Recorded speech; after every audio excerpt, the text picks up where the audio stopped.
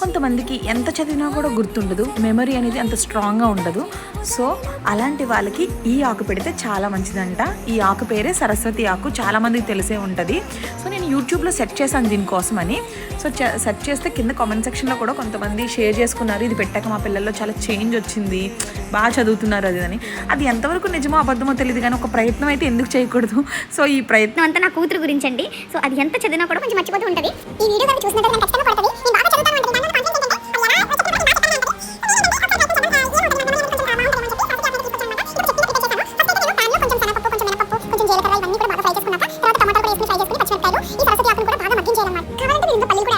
Concept ఏంటంటే చింతపండు కూడా యాడ్ చేసుకోవచ్చు. ఇలా చాలా బాగుందండి. నేను ఏమి యాడ్ చేయకపోయినా కూడా చట్నీ మొత్తం చాలా బాగుంది. టేస్టే మనకి పెద్దగా ఏం తెలియట్లేదు.